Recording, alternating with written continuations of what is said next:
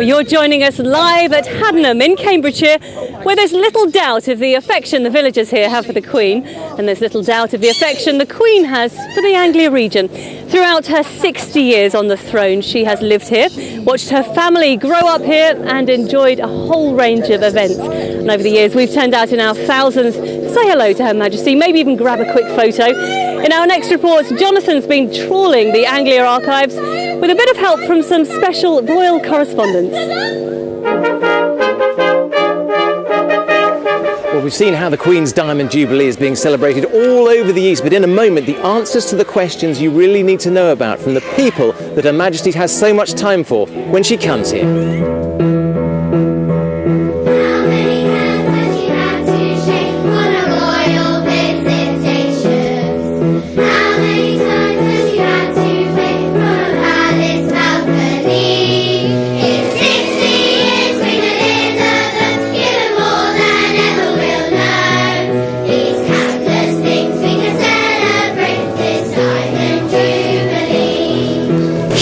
How did you do that? I said, I fell over all.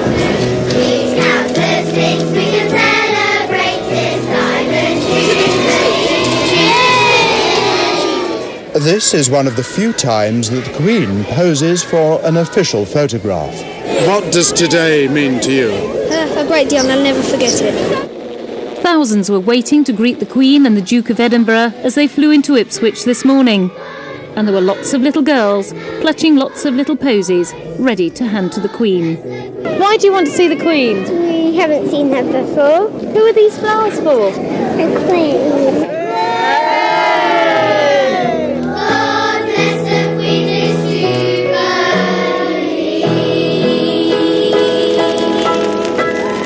Well, that wonderful song sung by the Norwich High School for Girls. We're not going to be put off by a bit of rain on this special day. The children now really enjoying the Diamond Jubilee celebrations, and we're going to find out a few Queen's facts from them. She has 4 children. When Elizabeth was young, she liked pretty dresses. Can anyone tell me where the Queen lives when she comes to Norfolk? Oh, we've got lots of hands up. Oh, we've got one over here. Where is it? Sandringham. The West Norfolk estate holds a special place in the heart of the Queen. It's where as a child she enjoyed the outdoor space and having fun with her father, King George VI. But it's also a place of great poignancy for Her Majesty. It's where the King died on February the 6th, 1952, heralding the start of Queen Elizabeth II's long reign, and where she still returns with her family to celebrate at Christmas.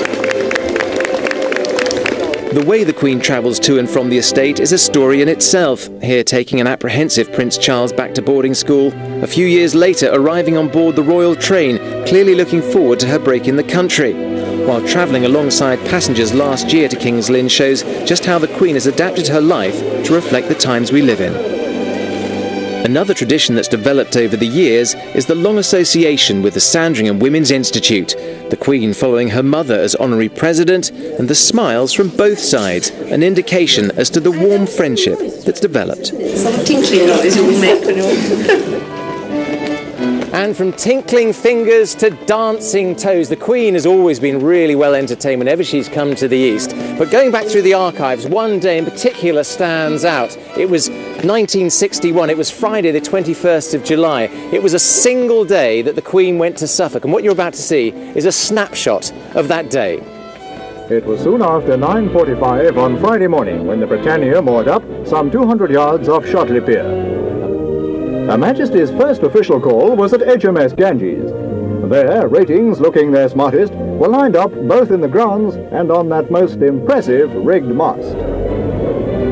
Finally, after a long but good-natured wait for the people of Ipswich, the royal car entered the boundary to cheering crowds. At Portman Road, the assembled children, nearly 18,000 of them, caught their first glimpse of the Queen. A moment that the young people will talk of for a very long time. The crowds grew in number as the Queen made her entry into Stowmarket. Welcoming banners, festooned buildings, all added to the colourful scene that Stowmarket and its residents made for Her Majesty.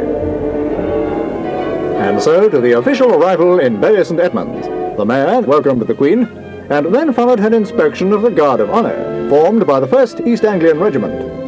It must surely be a memorable day that both the Queen and her loyal Suffolk subjects will long remember. Well, it's remarkable to think that that took place all in just one day, but it's been a similar picture whenever the Queen has come to the East over the last 60 years. She still has the same incredible energy and interest wherever she goes and whoever she meets.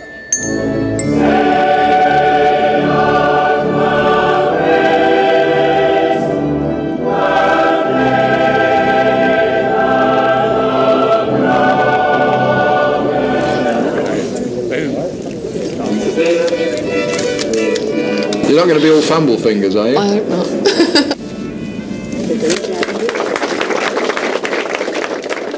She visited around the entire unit and spoke to every single patient who was here today.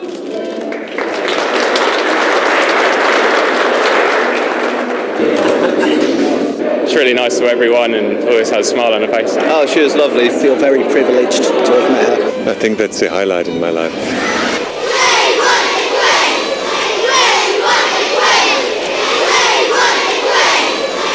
Well, that's just about it from the Norwich High School for Girls. We've had a wonderful time looking back over the Anglia archive. We may not have the Queen here, but we've got plenty of princesses. Now, is there anything we'd like to say to Her Majesty on this very special day?